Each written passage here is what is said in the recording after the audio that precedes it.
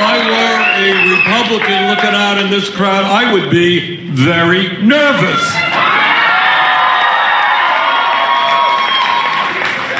Today, we are here for some very serious business.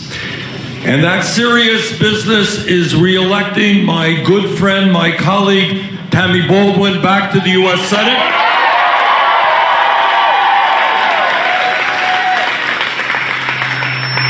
To tell Scott Walker it is time for him to depart.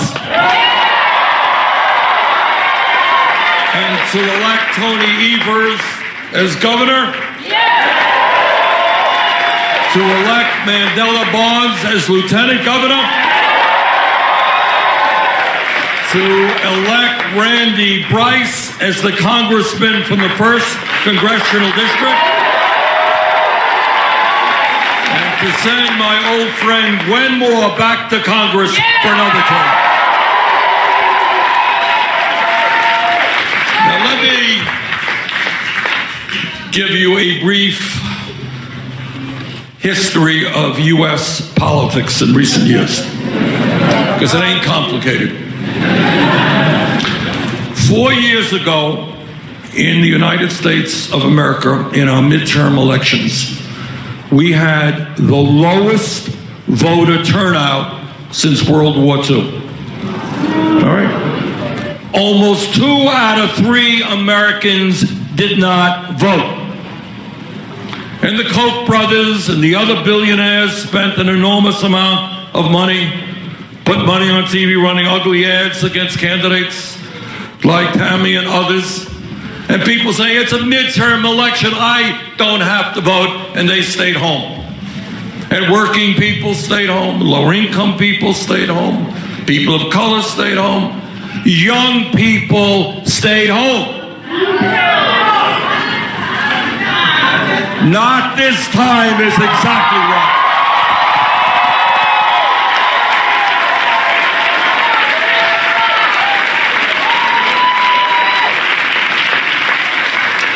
And people stayed home, and right-wing Republicans won sweeping victories all across this country. And the result is we now have right-wing leadership in the House of Representatives, led by your very own Paul Ryan. You know Paul. And in the Senate, by Mitch McConnell. And that is what happens when people don't vote. In this election, 2018, we have learned our lesson. We're not going to have the lowest midterm voter turnout in history. We are going to have the highest voter turnout.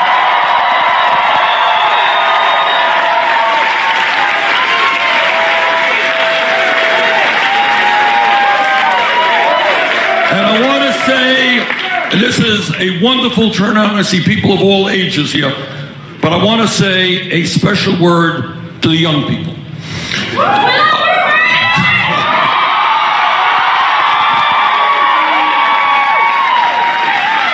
Wasn't exactly what I was going to say, but thank you.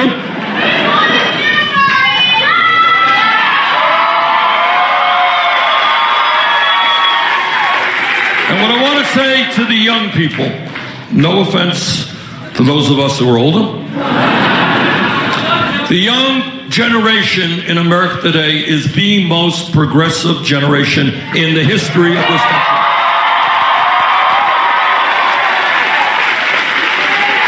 Your generation is the least sexist, the least racist,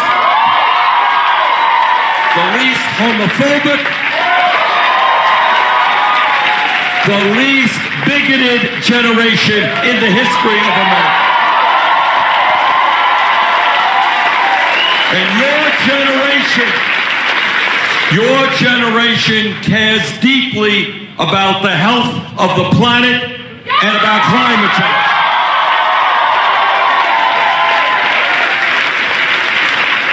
But all decency, all of that love, all of that concern doesn't mean anything if you don't come out to vote.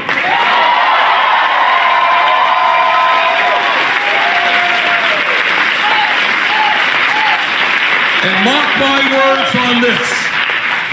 words on this, if the younger generation, people under 30, vote at the same level as the rest of the population, you will transform the United States of America.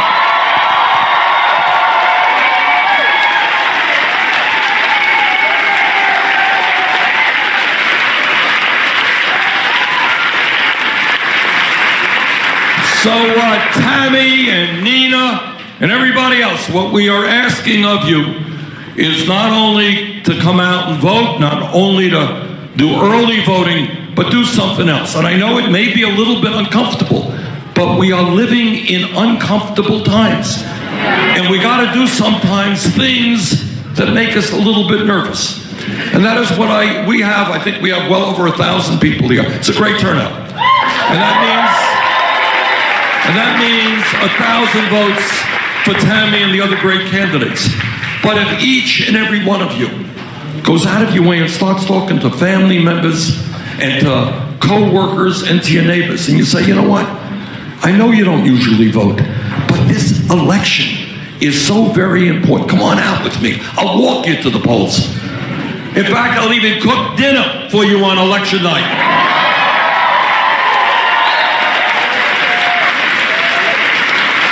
And if each of you do that 1,000 votes that are here this afternoon suddenly becomes 4,000 votes.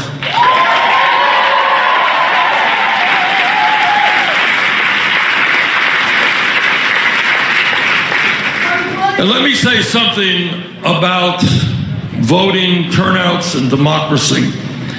And that is, you know, Tammy has run for office and been around a while, and I've been around a while. And this is what I honestly believe. And I come from Vermont, and I've run for office, and I have lost elections, and I've won elections. But it has never, ever occurred to me to make it harder for people to vote, to suppress the vote because they might vote against it.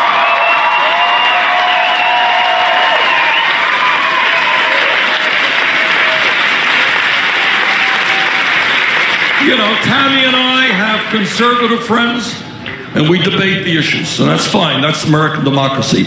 But what is not American democracy is to do what they're doing in Georgia, to do what they're doing in North Dakota, and to, in fact, do what they have done in this great state over the last 10 years, and that is make it harder for people to vote.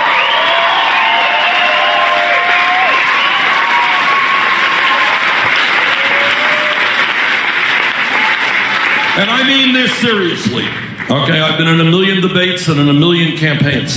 And if candidates, if my Republican friends out there don't have the guts to defend their ideas, if the only way they think they can win elections is by suppressing the vote and making it harder for people to vote, I say to them, get out of politics and get another job.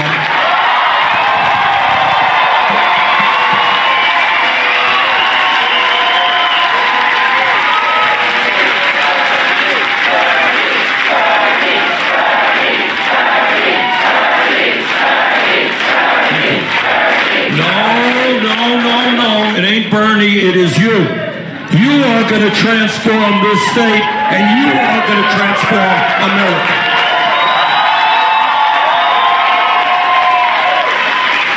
Because as you have heard me say 1,000,000 times, real change, not going to come from Tammy, not going to come from me. It is going to come from you. It is going to come from grassroots America.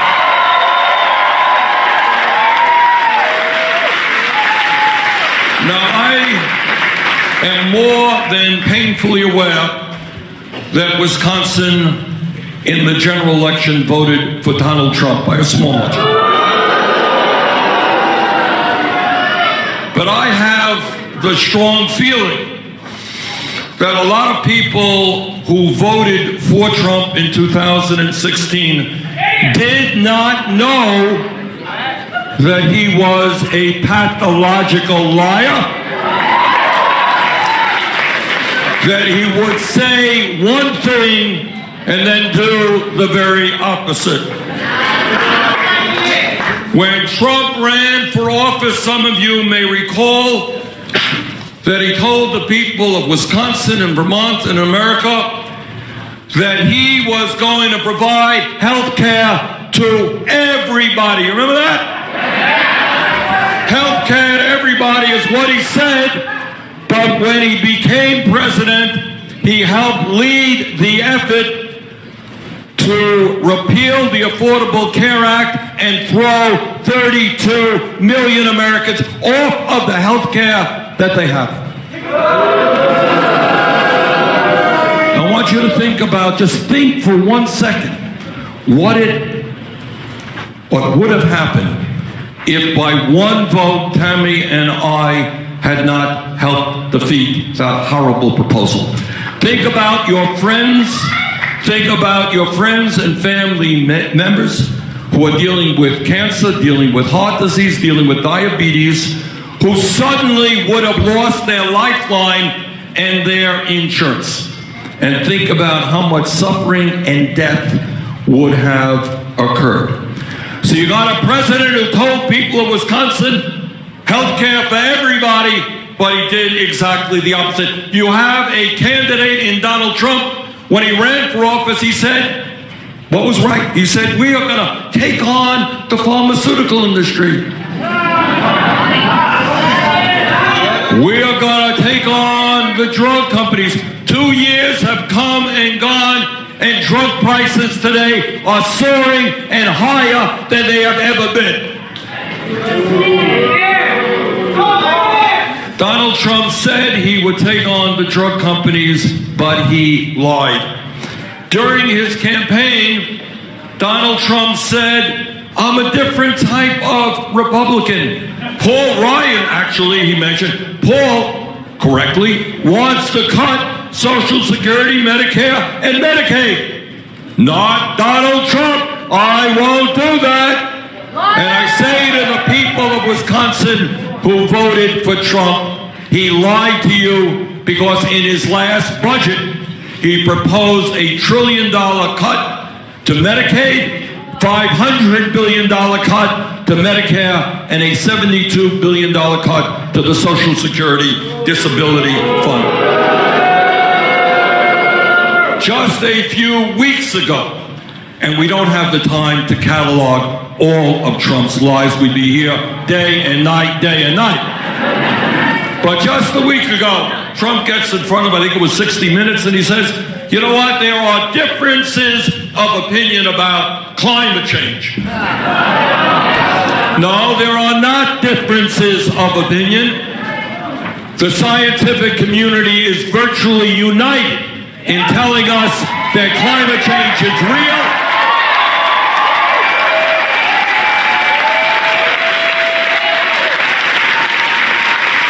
That it is caused by human activity, that it is already causing devastating harm in this country and around the world. And this is what they also said. They said, and that is the Intergovernmental Panel on Climate Change, you may have seen their report, they said we got 12 years. 12 years to significantly cut carbon emissions, or this planet will suffer irreparable harm for our kids and our grandchildren. And in the White House, we have a president who is working hand in glove with the fossil fuel industry, more concerned about their short-term profits than the future of our planet and the health of our children.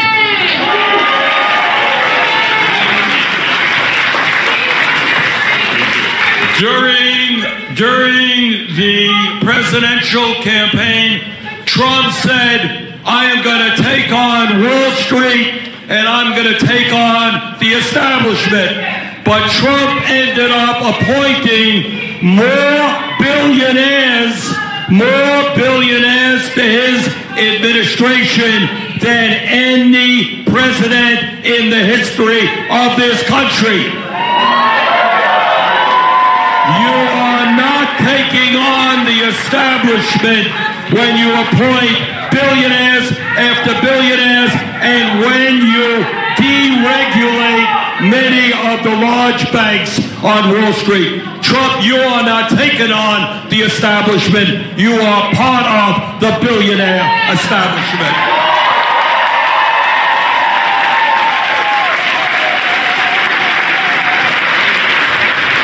You know, Donald Trump likes to present himself as a tough guy. He is a very tough guy when it comes to tearing babies out of the arms of their mothers on the southern border. But he is not such a tough guy when it comes to taking on Putin. He is a tough guy when it comes to cutting health care for children, not such a tough guy when it comes to the dictators in Saudi Arabia and their murder.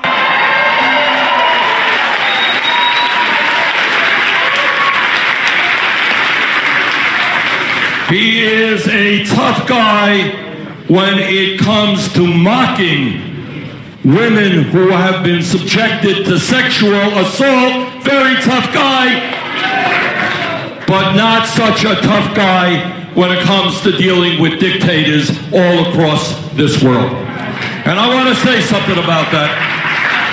People in this room, people in this state, people in my state, fought and died to defend American democracy. People fought and died for people's right to vote, for people's right to speak out, for a 13 million votes. The importance of winning more votes from younger people, black and white and Latino and Asian American and Native American. The importance of all of that was that we showed the world that the time is now for dealing with a corrupt economic and political system.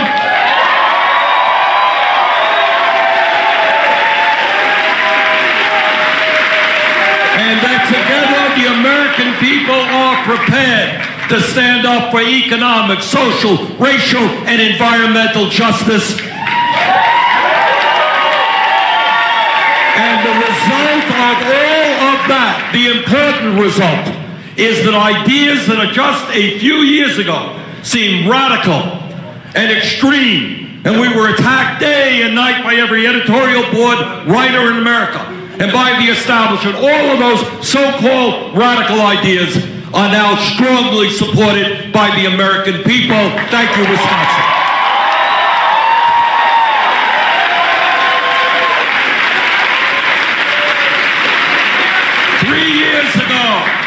Three years ago, we said that in Wisconsin or Vermont, in America, if you work 40 hours a week, you're not going to live in poverty. We're going to raise that minimum wage to a living wage, $15 an hour.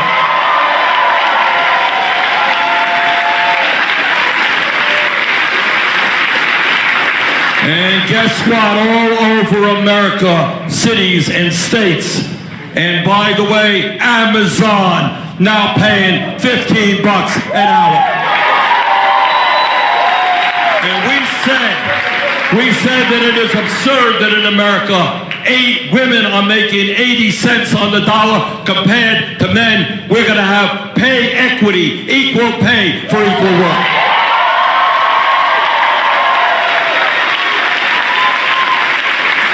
And we said that in this moment in history, all of our young people and people who are not so young have the right to get a higher education regardless of their income. And what we said that if this country is going to do well economically in a competitive global economy, we are going to make public colleges and universities tuition free and lower student debt.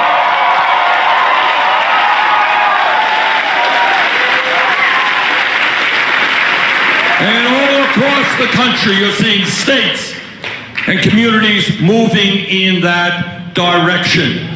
Everybody is entitled to a higher education if they have the ability and the desire, and I don't want to see hundreds of thousands of young people denied that opportunity.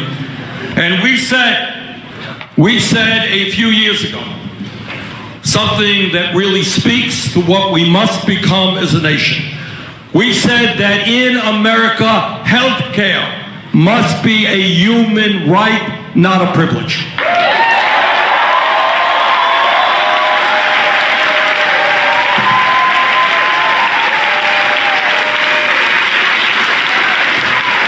And we said that there is something wrong about a dysfunctional healthcare system in which 30 million people have no health insurance, and many of you are underinsured. A system in which we pay the highest prices in the world for prescription drugs. A system which enables us to be the only major country on earth not to guarantee health care to all people. And what we said is this country must move to a Medicare for all single-payer program.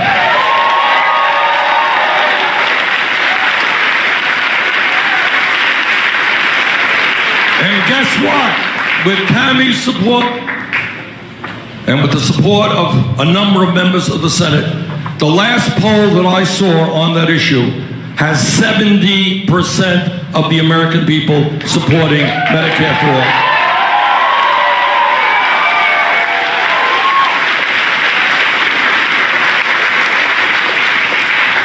And on it goes. Many of those issues that we talked about are now kind of mainstream issues.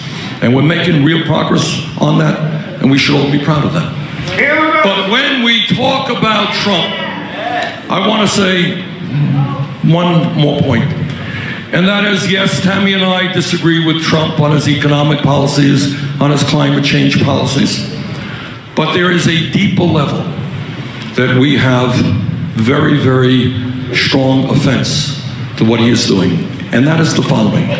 Throughout the history of this country, all of you know that good people have put their lives on the line to fight against all forms of discrimination.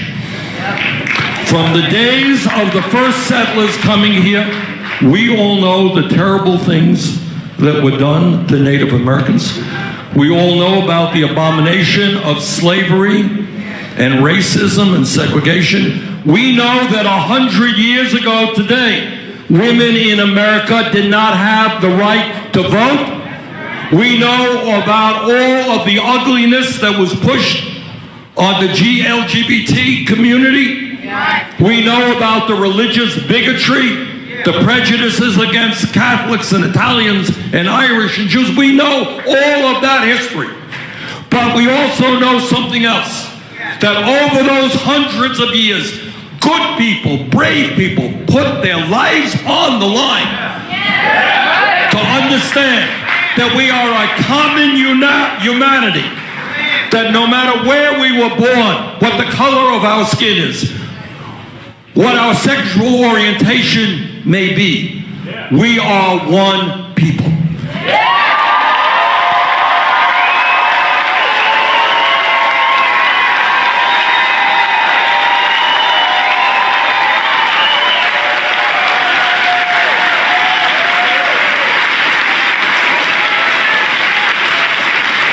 And virtually every president in recent history has understood that his function was to bring people together. That's what you do when you're president of the United States.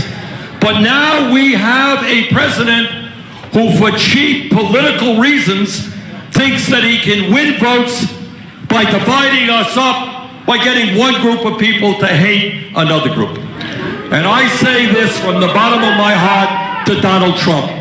This country has struggled with discrimination and racism and sexism and homophobia for too long. Mr. Trump, we are not going backwards, we are going forwards.